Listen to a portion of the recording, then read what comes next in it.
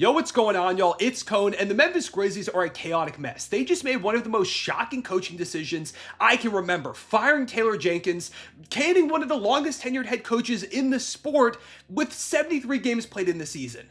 They have 9 games left before the playoffs. We're 2.5 weeks away from that, and they have a new head coach. And it's a guy who has been with them all season in Tumas Salo, one of their head assistants, the guy who kind of brought in this new offense they've been running, so at least it's not an external hire. But he's now, for the first time, being an NBA head coach with less than 10 games left in the regular season. It's insane to me to go ahead and do this also while you're in the midst of a heated Western Conference playoff race. They right now are tied with the Lakers at the 5 and 4 spots. They play the Lakers next game, which is one of the most pivotal games of their entire season, and they're going to be doing it with a brand new head coach. They are just 1.5 games back of the 3-seeded Nuggets. It's not impossible to get up to that spot still, and at the same time, you're only 2.5 games ahead of the Golden State Warriors and Minnesota Timberwolves at the 7 and the 8 spots. You could fall into the play-in tournament. It's not out of the realm of possibility either that you could end up losing a couple of games in the play-in and boom, you don't even make the playoffs. And they're going to go ahead and try to ride out this insanely pivotal end of the season stretch with a new head coach when they have the 9th hardest schedule in the entire NBA remaining, playing the Lakers and the Celtics and the Warriors and the Pistons and Denver and Dallas and Minnesota to go ahead and wrap up the season. It's stunning to me. And yeah, they've been playing their worst basketball as of late. They have not looked like the team they were to begin the season. I get that. If you told me after the season that Taylor Jenkins got fired because they lost in the first round, I wouldn't have been shocked whatsoever. That kind of would have made sense. But to fire him now is just so stunning to me, especially if it's just for basketball reasons. If there are reasons beyond basketball, like say he lost the locker room, and I guess I wouldn't be the most surprised at that because we just saw a video a few days ago of Desmond Bane like putting 2 hands into Santi Aldama's chest and shoving him to the bench. Yeah, there's competitive fire and spirit on all teams that are competitive in the NBA, but that felt like something extremely notable, especially because it was coming in a win over the Utah Jazz, like a significant win. That combined with this firing makes me think he might have lost the locker room, or that there was a lot of just animosity brewing behind the scenes with the Memphis Grizzlies, and that maybe it was just untenable. They had to go ahead and pull the plug now. But even still, I feel like, could you not have waited until the playoffs? Because making this decision to me just says that you are punting. You do not believe in this team whatsoever, because there is no way a head coach who is just now coming into the fold is going to knock off one of these top teams in a Western Conference playoff series. They are, in my opinion, all but a guaranteed first round exit.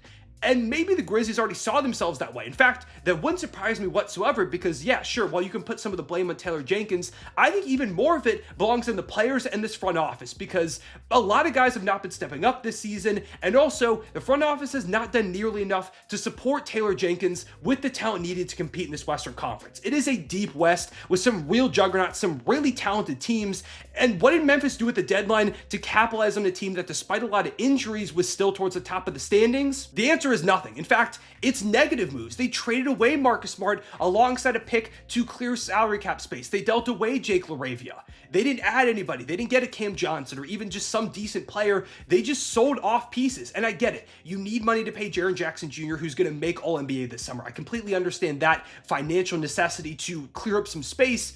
But even still, that to me, immediately the fact that they did nothing at that deadline told me that they didn't believe in this team, that they didn't think they could be even remotely competitive in the Western Conference, or they would have at least tried something, even if it wasn't a move as big as Cam Johnson. You just make something small, a tiny tweak, and then I could say, okay, I guess I see what they're going for. They want to be more aggressive in the offseason, but no.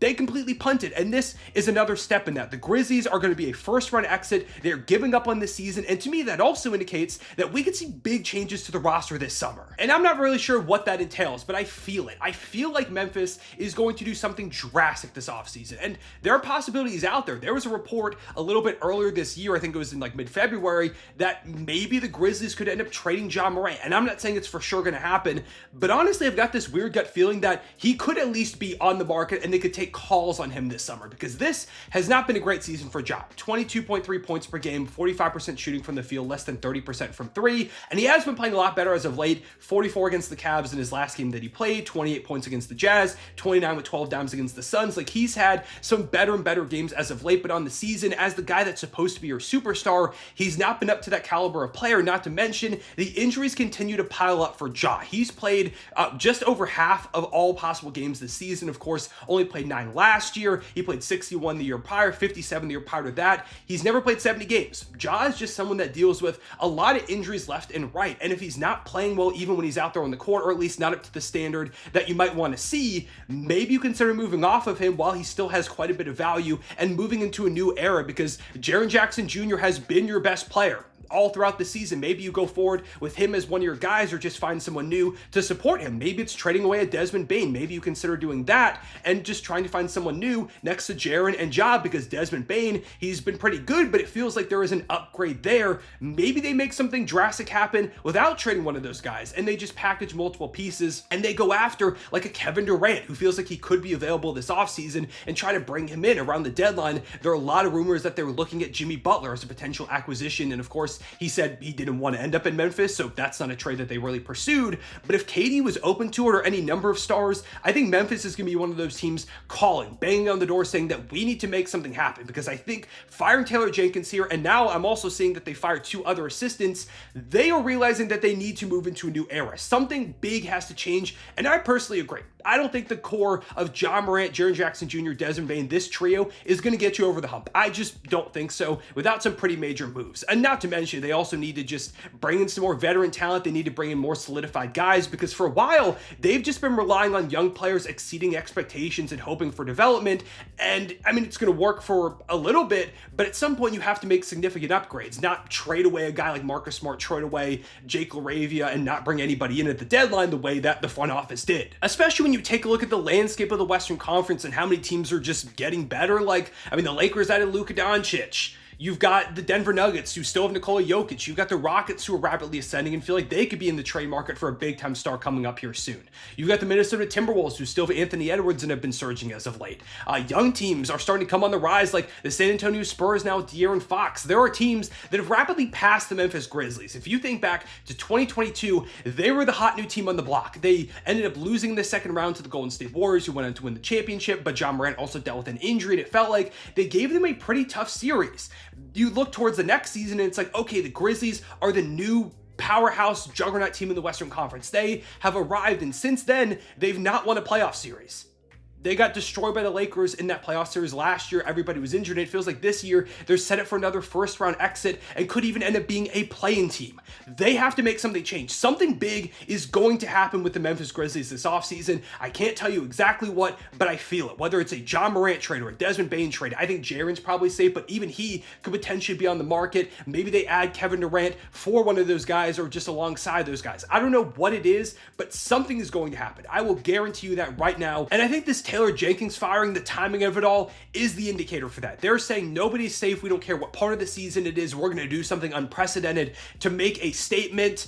And I think that's what they did. Do I agree with it? No. I think it was a bad decision. Do that in the offseason. Just don't completely sell any chance you have of winning a playoff series like I think that they went ahead and did. I also just think Taylor Jenkins is a good coach. Again, we don't know anything about the locker room, behind the scenes stuff, but if this was just for basketball, it was a major mistake. And a lot more pressure should be on the front office to bring in more talent. If they don't do it this offseason after firing Taylor Jenkins and think a head coaching change is going to fix everything, it's not going to even be close. I expect Taylor Jenkins to pretty quickly get a coaching job somewhere else. I feel like Philadelphia is a good contender. I feel like Nick Nurse could be out after this season. I think any number of young teams like a Portland, if they get rid of Chauncey Billups, the Wizards, I think could be interesting as well. Any squad that is going to be in the market for a head coach this offseason, I expect will give a call to Taylor Jenkins. I'd be shocked if not, because I still do believe he's a good coach. He was just in a bad position, really a no-win scenario. And again, we'll have to see what comes out beyond the basketball, but basketball-wise, I feel like he just was not put in the position to succeed. Also, it's crazy to me that this firing happens after the OKC game. Out of all of them, like, sure, they lost, and they were close for majority of the game and ended up losing by like 20, but that was without Ja. That was with Desmond Bane playing one of his worst games of the season on the road against the best team in the league. I don't know.